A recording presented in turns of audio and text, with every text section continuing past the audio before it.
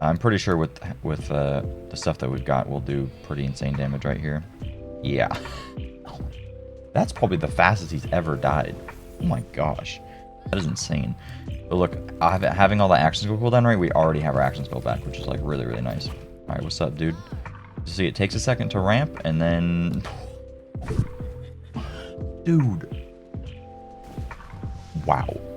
Hey, what's up guys, it's Nick2, and today I'll be showing you guys an updated version of what I still consider to be the best, most versatile build in the entire game, which still does absolutely ridiculous amounts of damage after the nerfs, and that is my Spellshot Stabbo build, which I like to call FL4K 2.0. As you can see, the damage is still super crazy, and what's really nice about this build is you can use pretty much whatever weapon you want and still completely shred everything. There's a lot to explain when it comes to this build, so let's just get right into it. Drop a like if you enjoyed the video or found it helpful, and feel free to subscribe for videos similar to this one. There will also be some extra gameplay of a Chaos 20 at the end of the video, so feel free to stick around for that. Alright, so there is a lot to explain here, so please bear with me because it is pretty important that you listen to at least this initial bit here. Before I get into all of that, can we appreciate how cool I look?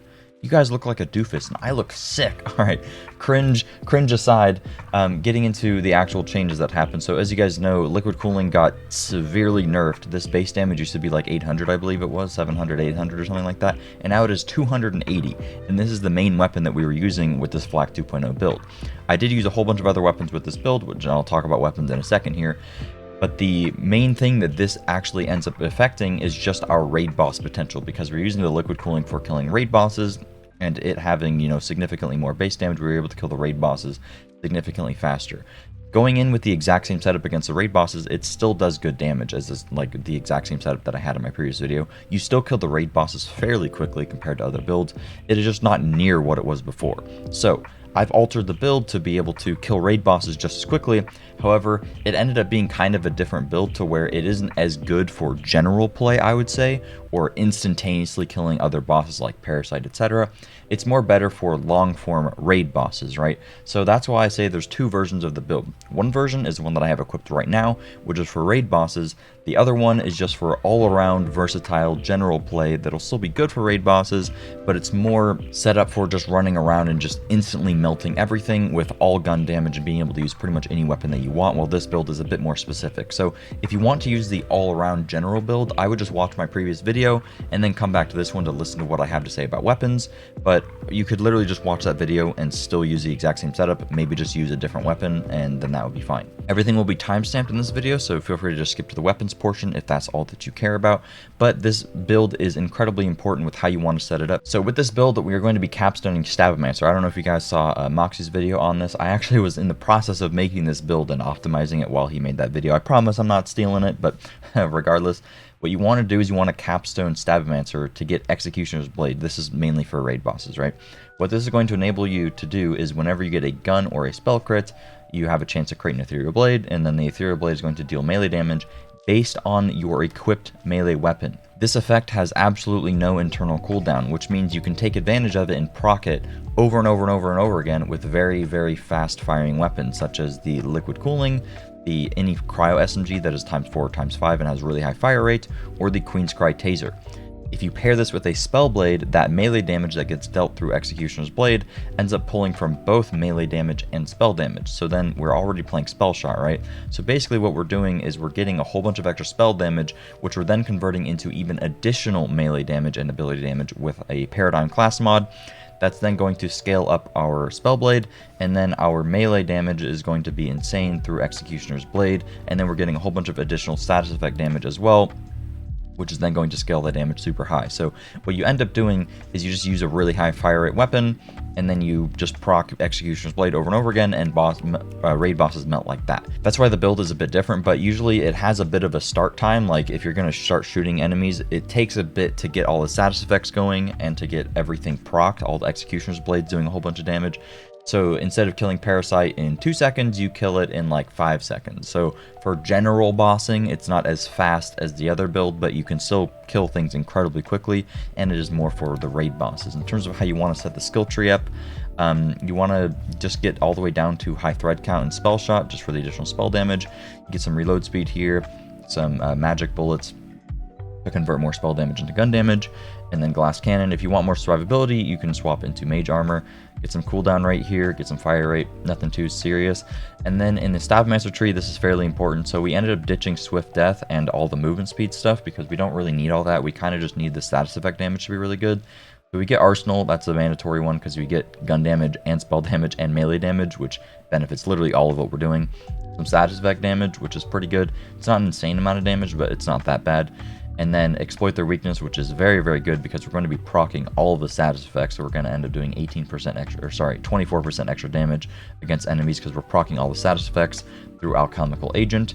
And then we have Nimble Fingers, which is going to give us melee damage, or sorry, fire rate and spell damage whenever we deal melee damage, so we're going to have that pretty much all the time.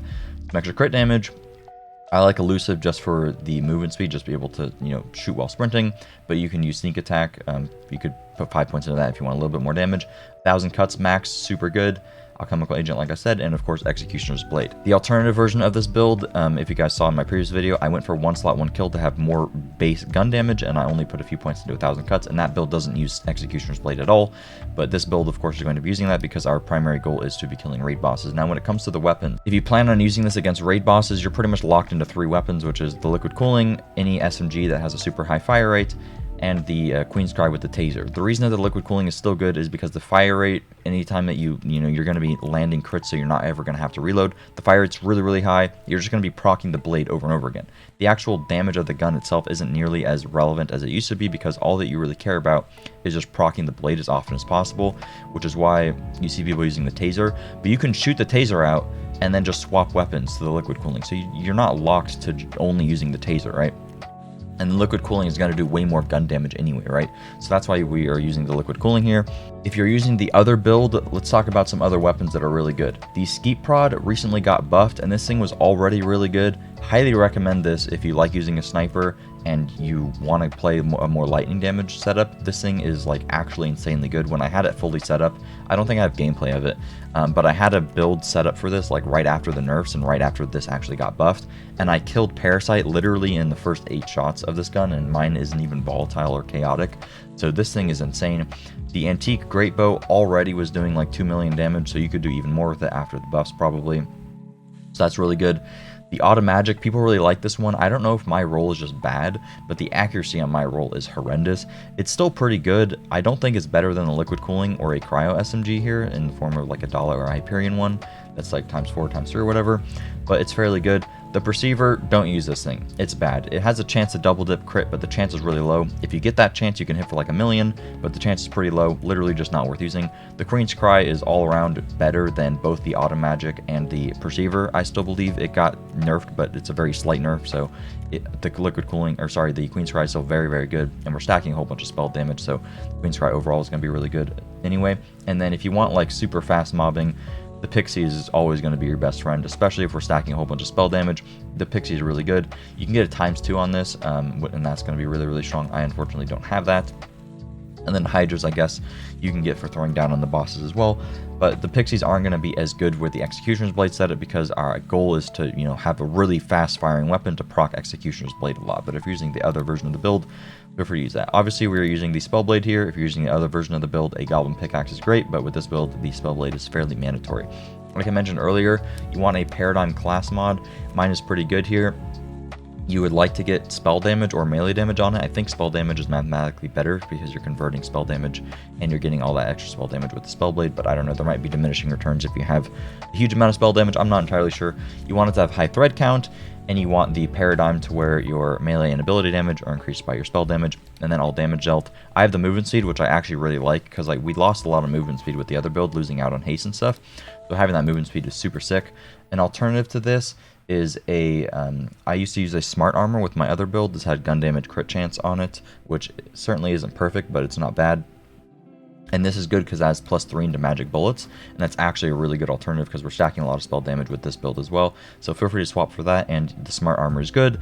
It just won't be nearly as good as a Warp Paradigm is, but that's certainly still a good option. Obviously for the spell, we're going to be using a Buffmeister. You want it to have Bonk and Zap. Bonk is going to increase your melee damage by a lot, and Zap will increase your spell damage by a lot. So overall, this is a no-brainer. A Cryo one is going to pull from spell damage, so that's ultimately going to be better, but if you want to use a Dark Magic one for more survivability, feel free. You don't need to apply any more status effects because we're going to be getting all the status status effects pretty much through Alchemical Agent, so you don't need to worry about having a different one to, you know, proc it. But if you have a different Buffmeister, feel free to use whatever. Mine is 2 spell charges, like mine's literally perfect, right? So this is why I like to use this one, and I always use Frost with Frost Enchants as well. As such, I have a third tier with Frost damage and Spellshot power, and all damage dealt. Mine isn't perfect, but it's still pretty good. An alternative to this, I think that Frost damage or whatever element you're using is mathematically going to be the best, but you can get a, what is it called, Universal Soldier. I have one here, I have 2 here that I looted last night on stream that are pretty good.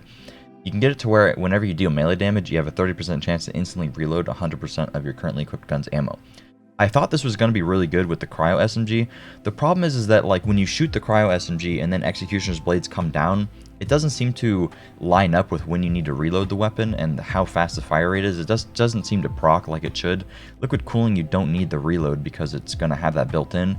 So I didn't really find it to be all that useful, but if you're using a weapon where reloading is annoying or something, I don't know what other weapon you could be using, maybe an Automagic or something, feel free to slap that on. The problem with it is it's only going to roll gun damage and then Spellshot power, where getting elemental damage, or I don't think you can't get melee damage, but I think, can you get spell damage? No, you can't. I don't remember, but you want to get elemental damage and Spellshot power here because that's ultimately what's going to scale up your spell damage, and as well as just flat additional damage of whatever element that you're using. You could very easily swap to like a lightning spellblade and then use like lightning enchants and use like a lightning skeet prod, or just use the taser and go a full lightning build. You actually don't even have to play anything that is like bound to whatever element you're using. You could get something that's like pure elemental damage here, and then instead of using a frost damage enchant, you could use one that is like increased melee damage, and then your build will work for literally any weapon, and you're not tied to any specific sort of element. You can just swap around, go with electric, go with poison, go with frost, whatever. Cryo ultimately is just what's going to be the best for, you know, most guns in the game, so that's what I'm using. But if you wanted to use, you know, if you wanted to swap between using the Skeet Prod and using a Queen's Cry or something, you could certainly do that and not be tied to Cryo. For the shield, I'm always going to be using Cursed Wit because it's 100% extra damage. A Bad Egg is also a pretty good option. It's just not going to be as good as a 100% increased damage dealt from the Cursed Wit, but it is pretty good, getting the additional melee damage multiplier that is on there. If you want more survivability, you could swap on a Body Rune, and whenever you kill an enemy, restore some maximum health and do some bonus fire damage, which is actually pretty good. And it has a pretty large capacity, so if you wanted more survivability, you could go with that. For the Cursed, I'm just using the Cursed Wit because I like to do as much boss damage as humanly possible, right? So that's ultimately my goal there. For the rings, you want to get spell damage and melee crit damage, and then I have action skill cooldown rate. The action skill cooldown rate is actually goated here. This is really good because it's going to help us have our From the Shadows more often, which is a lot of fun. The melee crit damage is good because we're landing a lot of damage with our melees with the Spellblade here. And then the spell damage just to convert it, but you could also get melee damage instead of the spell damage. Gun damage wouldn't be too bad, but it's not ideal. You could also get crit damage for whatever weapon you're using, like I have one here that's for pistol crit damage, but you could also get one for SMGs or whatever else. Pretty much it for the gear and stuff in terms of, oh, let's talk about the hero stats. I forgot about that, and then we'll go into the enchants. My myth rank, as you can see, I'm not putting points into it anymore. 288, nothing crazy.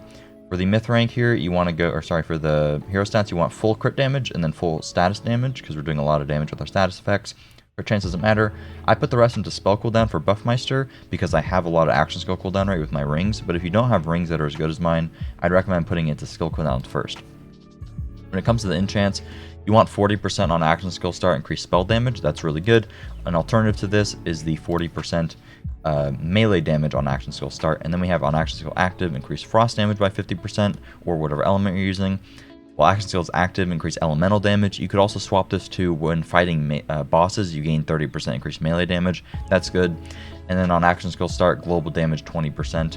This is incredibly strong. Those are the enchants that I would recommend, is what I'm using, but like I mentioned, you know, there's a couple other alternatives there. You could also get gun damage flat if you wanted pure gun damage. Alright, sorry, that was a lot to talk about. Now I'm just going to do some gameplay. Alright, I'm going to do a featured run because I can do all the raid bosses in here. As always, I like to just show you guys unedited gameplay just for the beginning so you can see that the build does good damage without like altars or anything. I forgot to mention, I recommend using a Masterwork handbow just in one of your weapon slots to on demand get a bunch of spell weaving stacks whenever you want. If you have a lot of reload speed, you can do it pretty quick. When it comes to general mobbing, I like to use the SMG more than the liquid cooling because the liquid cooling seems to perform better on bosses and stuff because you don't need to reload it, right? And then you can just continuously proc the Executioner's Blade over and over again without like any waiting. But On little mobs, you're not really proccing the Executioner's Blade, you're kind of just killing them with your initial gun damage, which is why sometimes it'll feel a little bit slower than like it used to, because you're not really proccing the Executioner's Blade, which is like half of the build. You're kind of just shooting them real quickly, because like it takes a bit for the blade to shoot down. And if you look at the base damage of the liquid cooling versus the SMG, like 280 versus 111 times 4, the SMG is going to kill things a little bit quicker right out the gate. The featured run is very cringe because we have to take Trust in Magic so that we don't lose 80% damage against status effects, but then my health ends up being like a very unfortunate situation. So that sucked. I'm going to buy the crit damage one, but I won't buy the elemental damage one, and let's keep going. I'm probably going to start editing a lot of the gameplay here just because these floors are a little bit boring and nothing is really going on, and I want to show the raid bosses here, so the video is going to be pretty long as a result of that, so I'm probably going to cut until there's like actually some good gameplay. So this floor isn't too bad here. I bought an extra max health little thingy because my health was very, very low with the other setup. What is this? Is this melee damage? Ooh, melee damage is pretty good. 25% melee, I'll take that. I think elemental is better. It affects everything, but it's kind of hard to tell. Yeah, I don't know, man. I'm going to complain about Chaos Chambers forever. They need to up the density, and they need to make it like less floors or something like that, so that I'm just constantly killing, but then it's like, you know, not super exhausting. There's just not enough happening, so I feel bad anytime I do gameplay segments, because I'm just like, you know, I run around, I find one guy, oh, he's dead, alright, I run around, I find another guy, he's dead. You know what I mean? I wish there was just floors of just only badass guys just over and over and over again, but what can you do? I like these floors. If I could play and it was just only these floors all the time, I would love that, because I'm fighting guys at least, you know? That's what I like. But on these little guys, you see, you don't even need From the Shadows active. You kind of just shoot them with the Cryo SMG, and you kind of just kill them. And then whenever the boss spawns, I'll probably proc it here. But I don't have my action skill start stuff, so damage is a little lower. Okay. I Buffmeistered myself. Hate to see it. Really hate to see it, but the king more like the dead. Wow, I'm so funny. This floor isn't too bad either. One thing I wanted to mention is that, like, I don't really know what other builds to make. Like, I have some ideas for ones, but I don't know what people really want to see. So if there's something that you guys want to see, please comment down below. I'm working on some other stuff right now, but I don't really know, again, what video people actually want. Like, I'm worried that I'll make a build and I'll upload it, kind of like the Clawbringer one, and not that many people will be interested in it, because I spend a lot of time on a build and then I upload it. Not many people really care about it. It's not ideal, but you know, if there's something that people like really want to see, I'm happy to figure that build down, upload it for you guys. I'm really hoping that I feel like I've uploaded like the majority of the builds that people kind of care about. So I really hope that on the 21st we get like a large shakeup in the meta and we get some new stuff that really changes what we're using, because that would be really cool. I think the main thing that could do that would just be some like crazy class items. Like if you think about like the warped paradigm, like this build might not even exist without it. The Clawbringer build might not even exist without it. So if we just get some class items that are, you know, impactful like that, I think we could get some really cool stuff. Alright, we're finally at the boss. I actually got some pretty good stuff here. I got Potent Poisons, 1,000 Cuts, and Alchemical Agent. Alchemical Agent was probably going to be pretty good. I think there's some better options, but that's not bad. We're going to be using the Liquid Cooling from now on. But as you can see, the damage is going to take like a second to ramp up. Like, initially it's not insane, but then it ramps. Okay, actually that was really fast. That was actually really, really fast. That was kind of crazy. What's very unfortunate is that I don't have Curse Wit active, so, and it's kind of hard to guarantee do it. What I used to do is I would just throw something at my feet. The problem is that I don't have enough health right now, and I can't really do that. And I used to have my shield down more often, but now I have to take the thing that increases my shield capacity, because otherwise I lose 80% status effect damage, so that's pretty unlucky. So just imagine the build doing like literally double the damage right now. That is what it is capable of under perfect circumstances, but I'm pretty sure with the stuff that we've got, we'll do pretty insane damage right here. Yeah. That's probably the fastest he's ever died. Oh my gosh. I guess Alchemical Agent is just like insane. That is ridiculous. That actually is ridiculous. That looks like I'm cheating, man. That is insane. But look, having all the action skill cooldown right, we already have our action skill back, which is like really, really nice. Alright, what's up, dude? See, it takes a second to ramp, and then...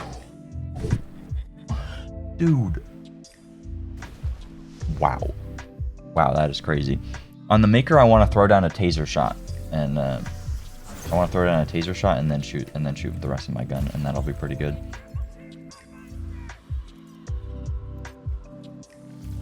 Alright, we pop our Buffmeister.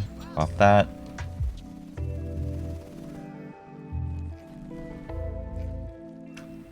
Yeah. Alright, I'm gonna wait to get my cooldown back, and then I'll throw down a taser. And then if you wanted to be super cheesy, you could throw down a taser, you could do all kinds of stuff. But I'll just shoot like 2 tasers on the ground. So that I get the tasers proccing, and then I'll also get my liquid cooling proccing. I believe the Maker, somebody was telling me she takes less damage, but she got melted anyway. So yeah, as you can see, the raid boss damage is insane, but the other build is going to be better for just killing bosses, or like non-raid bosses really quickly. Anyways, I hope you guys enjoyed. If you did, please make sure to drop a like, subscribe for videos similar to this one. Feel free to download the build, and yeah, thank you guys so much for watching. I'll see you guys later. Peace.